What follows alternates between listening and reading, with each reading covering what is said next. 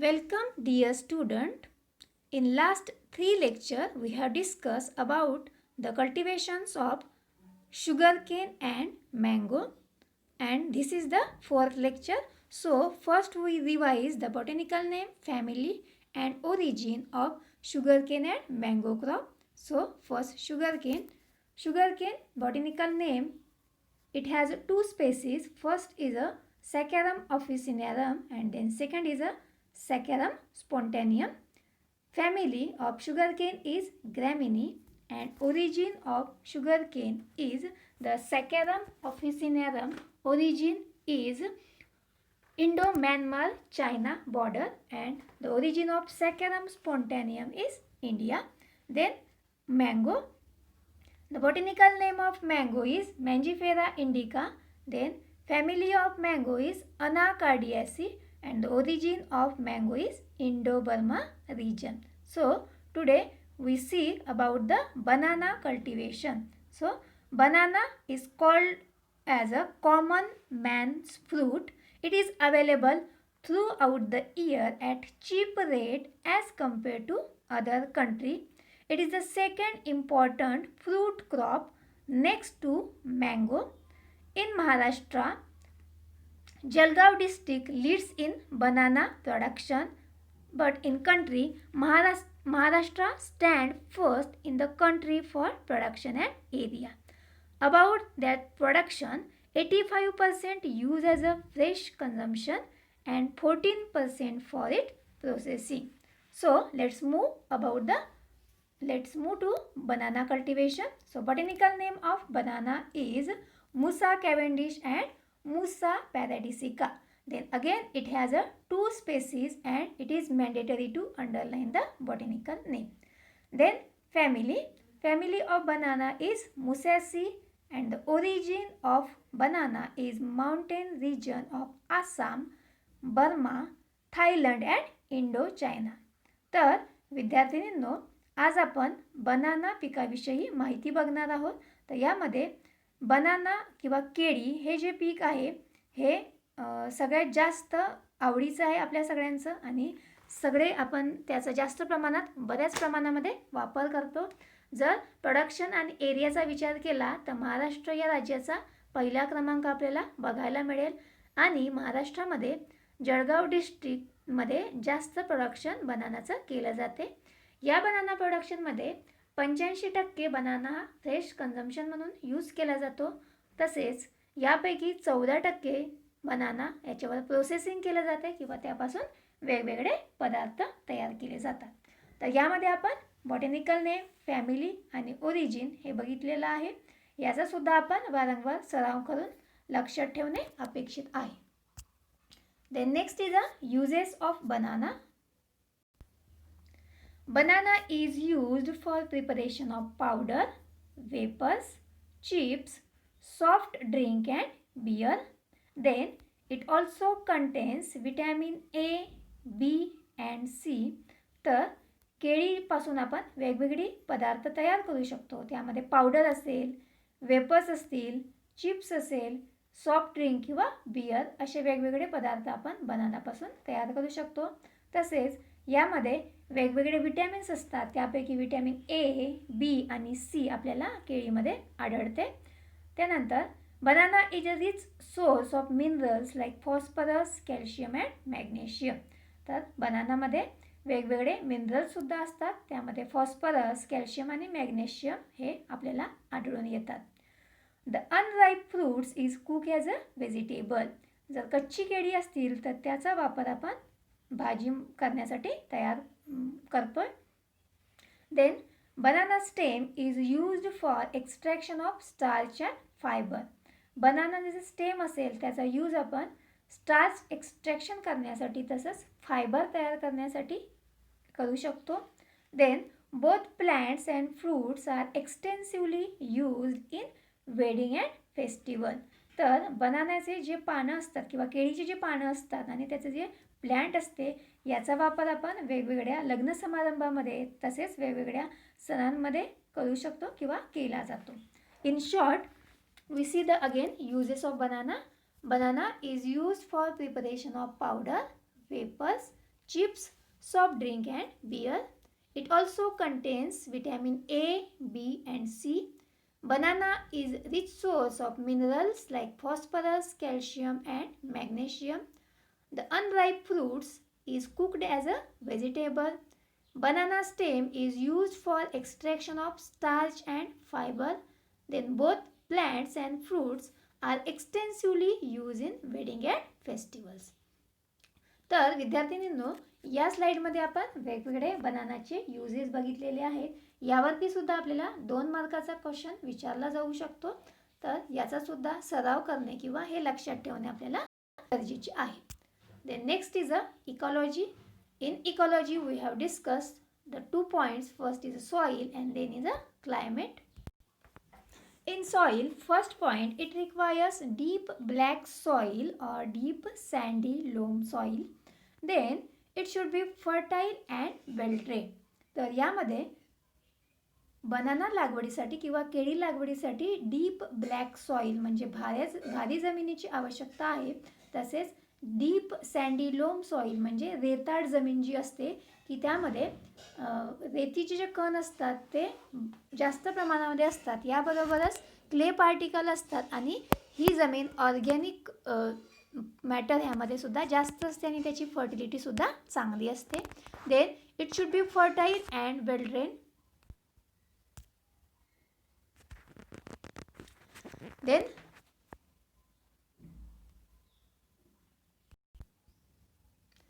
आता आपण बघूया स्पेशल कल्चरल प्रॅक्टिसेस. यामध्ये बघूया डीसकरिंग. तर desuckering means removal of unwanted suckers from mother plant. These suckers compete with main fruiting plant for nutrient and soil moisture.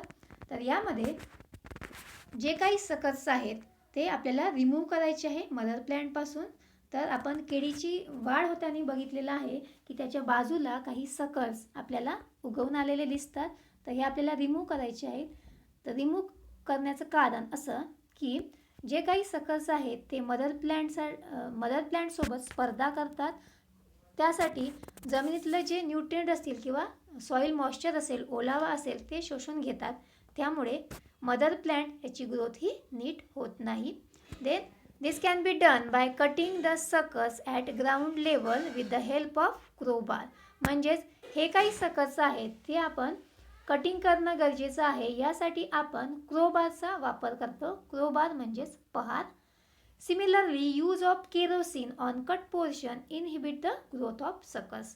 म्हणजेच जे काही आपण सकर्स कट केलेले आहेत त्यावरती आपण केरोसिन अप्लाय करायचं आहे की जेणेकरून याची वाढ आपण खुंटू द्यायची आहे किंवा वाढ खुंटणार आहे. Similarly start appearing from the base of plant after about 3 months of planting. तर हे काही सकर्स आपण कट केलेले आहेत तर ते आपण साठवून ठेवून आपण परत ह्यापासून नवीन प्लॅन्ट मिळवू शकतो. आणि हे कट केलेले प्लॅन्ट 3 महिन्यानंतर परत आपण याचा खोडवा म्हणून घेऊ शकतो. In short we repeat again, desuckering means removal of unwanted suckers from mother plant. These suckers compete with main fruiting plant for nutrient and soil moisture. This can be done by cutting the suckers at ground level with the help of crowbar. Similarly, use of kerosene on cut portion inhibit the growth of suckers. Then similarly start appearing from the base of plant after about 3 months of planting. Then next cultural practices is physiological disorder. Dislogging of bunch caused mainly due to uneven irrigation, hot dry winds and inadequate supply of potash. तर यामध्ये डिसलॉगिंग of bunch म्हणजे यामध्ये काही केळीचे जे घडं असतात ते गळून पडतात, तुटून पडू शकतात काही केळी यातल्या. तर ते कशामुळे, तर अनइवन इरिगेशन असेल किंवा जर कोरडा वारा असेल किंवा पोटॅशियमचा सप्लाय हा इनॲडिक्वेट असेल. डिसलॉगिंग ऑफ बंच म्हणजेच केळीचे गळणे असं आपण त्याला म्हणू शकतो. तर ते कशामुळे होते, तर पोटॅशियम इनॲडिक्वेट सप्लाय झाला किंवा व्यवस्थित पोटॅशियमचा सप्लाय आपण केला नाही तर ते होऊ शकते. ते प्रोटेक्ट करण्यासाठी to protect the plant give proper irrigation and good supply of potash. तर आपल्याला डिसलॉगिंग ऑफ बंच होऊ नये यासाठी आपल्याला प्रॉपर इरिगेशन देणे गरजेचे आहे. त्यासोबतच पोटॅशियमचा जो सप्लाय आहे तो व्यवस्थित देणे गरजेचे आहे. Then protection against low temperature. Banana is very sensitive to low temperature below 7 degrees Celsius. To protect the plant from low temperature, smugging and covering of bunches is followed. तर केळी हे जे पीक आहे ते कमी तापमानाला खूप सेन्सिटिव्ह आहे.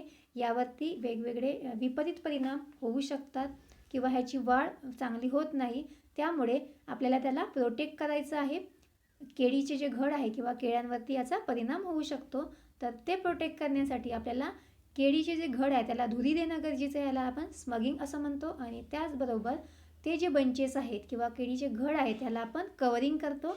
हे बऱ्याच ठिकाणी आपण बघितलेलं आहे की केळीच्या घडांना हे कवर केलेलं आहे. तर ते कमी टेम्परेचरमध्ये यांचं संरक्षण व्हावं म्हणून आपण त्याला कवरिंग करणं गरजेचं आहे.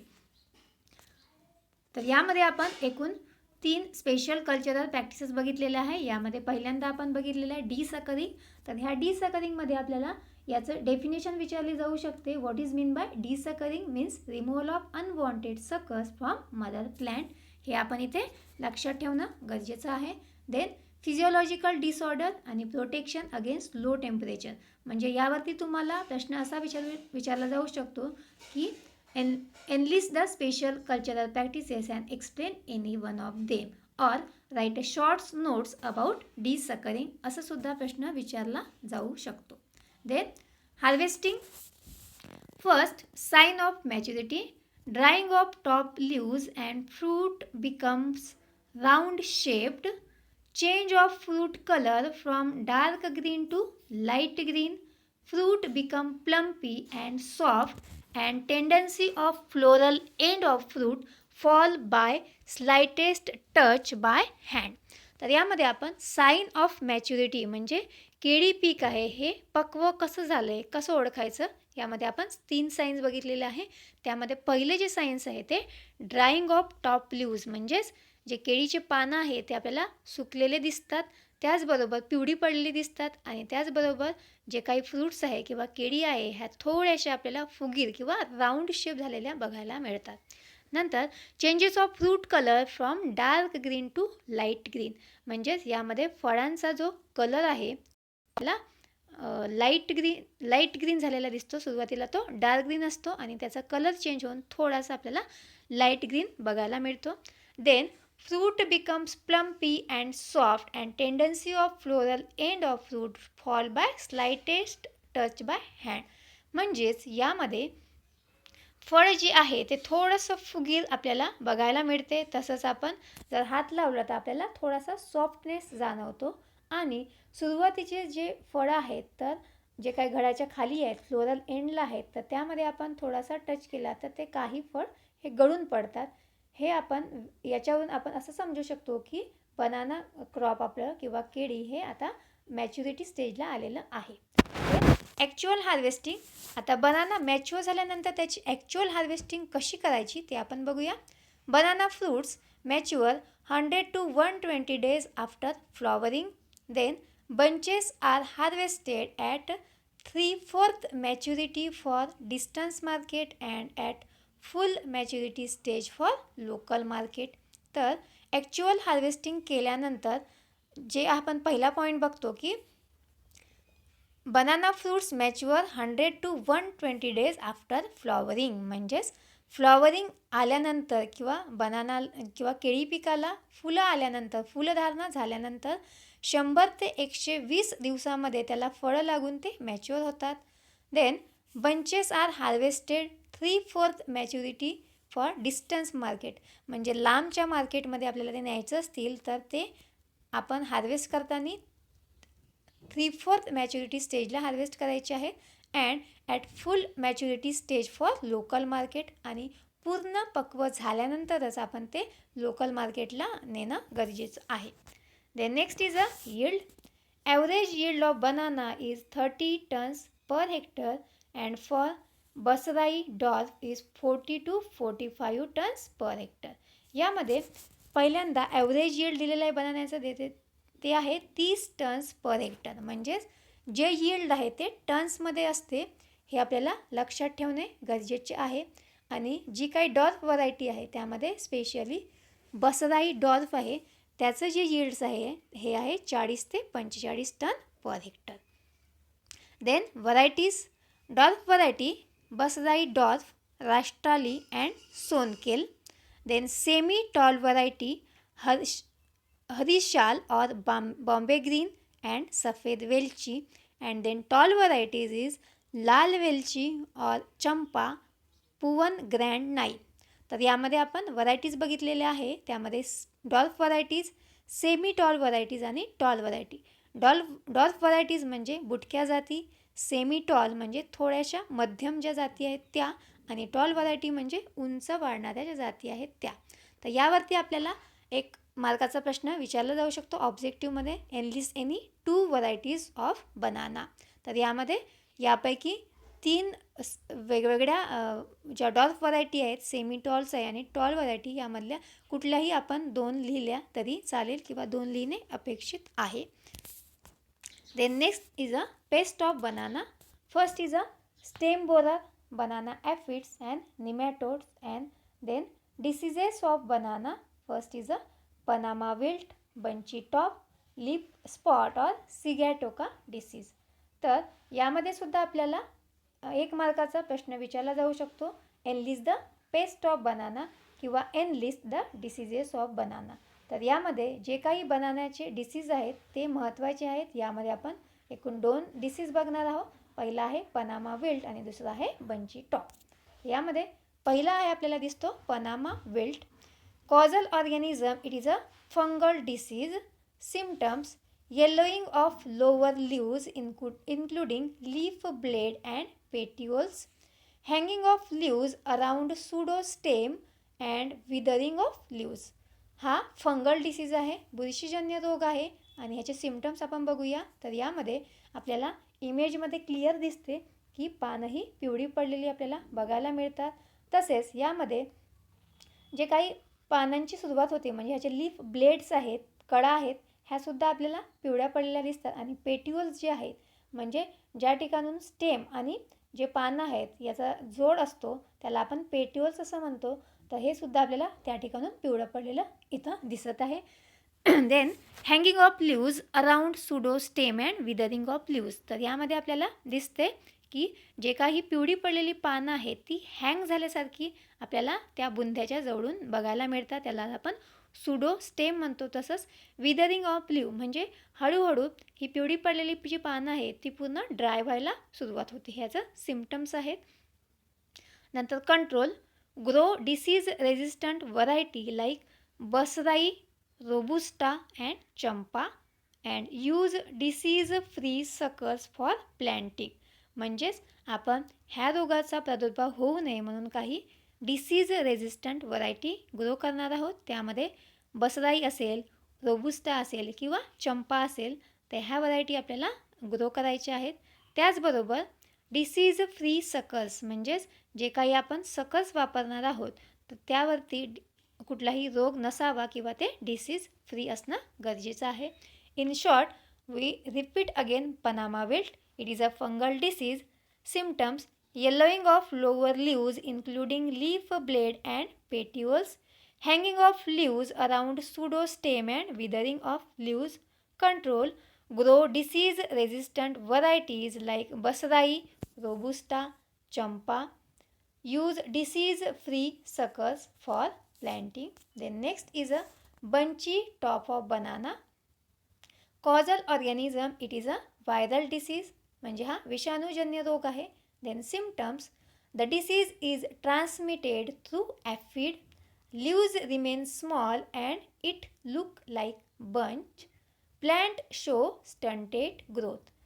कॉझल ऑर्गॅनिझम आपण बघितलेला आहे की व्हायरल डिसीज म्हणजे विषाणूजन्य रोग आहे. सिम्पटम्समध्ये हा जो रोग आहे तो ट्रान्समिट होतो. तो कशाने होतो? तो ॲफिड म्हणजे ॲफिड मार्फत तो पसरतो. यामध्ये लीव्ज किंवा जी पानं असतात ती आपल्याला एकदम छोटी बघायला मिळतात इमेजमध्ये आणि बंच झाल्यासारखा असा गुच्छ झाल्यासारखा आपल्याला दिसतो आहे. आणि जे काही प्लॅन्ट आहे किंवा जी प्लॅन्टची वाढ आहे ती आपल्याला इथं खुंटलेली दिसते किंवा त्याला आपण म्हणतो stunted growth. Then control, destroy affected plant and clean cultivation.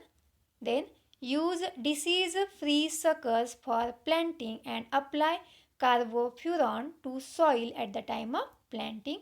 तर यामध्ये जे काही अफेक्टेड झालेलं प्लॅन्ट आहे की ज्यावरती रोगाचा प्रादुर्भाव झालेला आहे ते आपल्याला डिस्ट्रॉय करायचं आहे, काढून टाकायचं आहे आणि त्यानंतर क्लीन कल्टिवेशन करणे गरजेचं आहे, म्हणजे ती जागा आपल्याला स्वच्छ करायची आहे.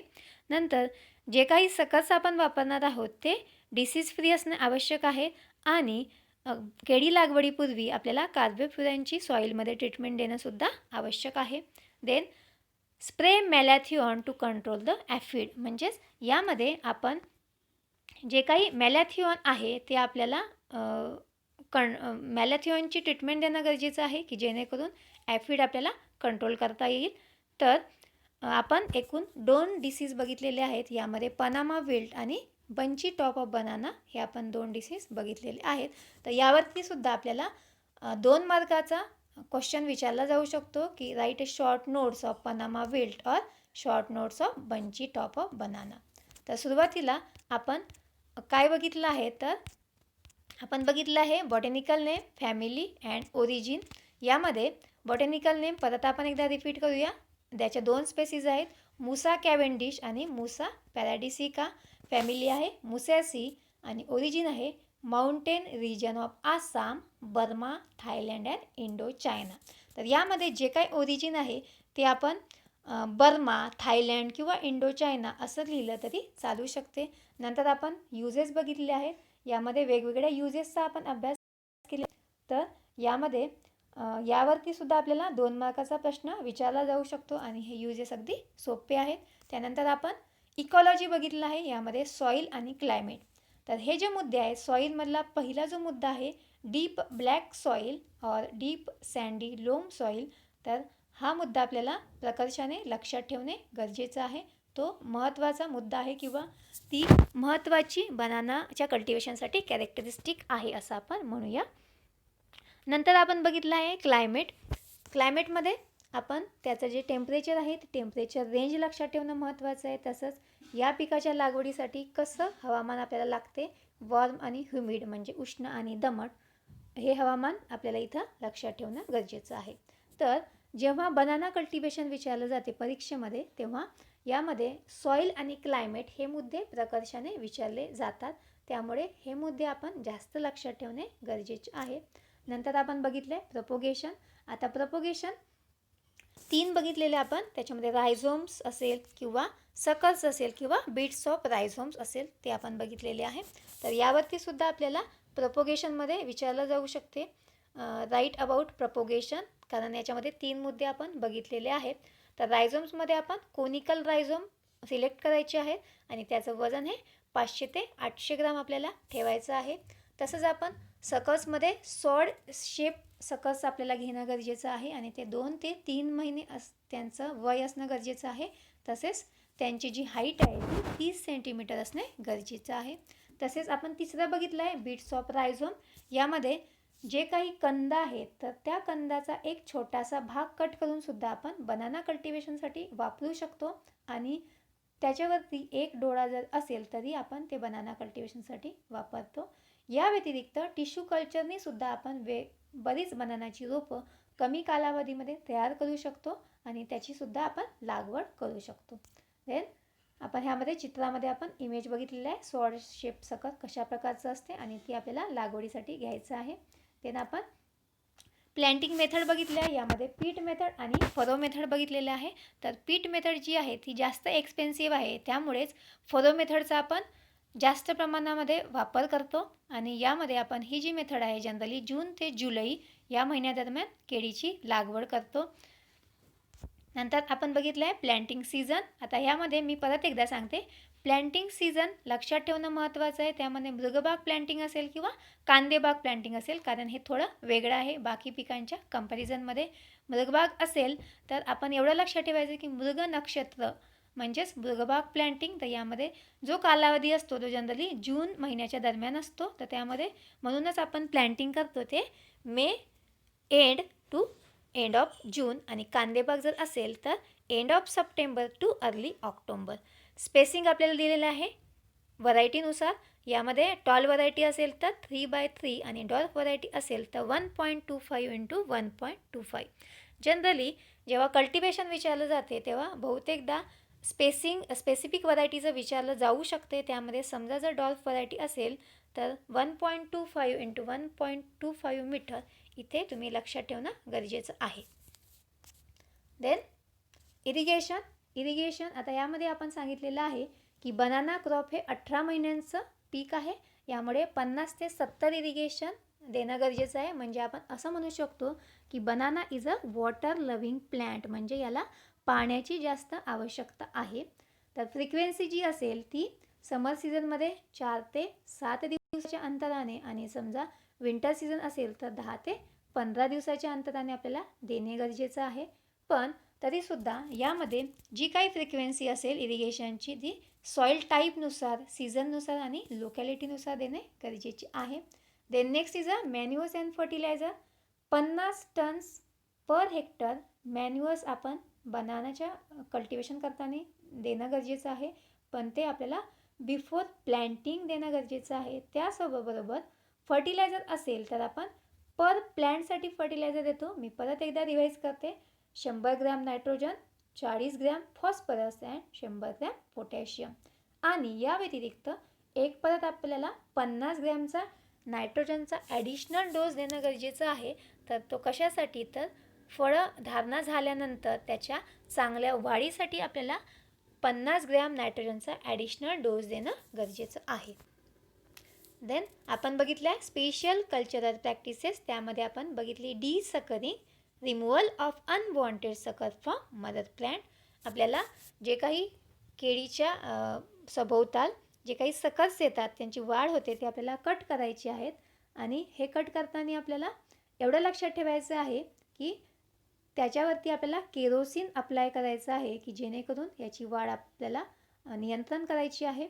आणि यामध्ये जे काही सकर्स आहेत ते आपल्याला क्रोबार किंवा पहारच्या साहाय्याने कट करायचे आहे. कारण यामध्ये जे काही सकर्स आहे अनवॉन्टेड त्याची स्पर्धा असते कशामध्ये, तर मदर प्लॅन्टसोबत.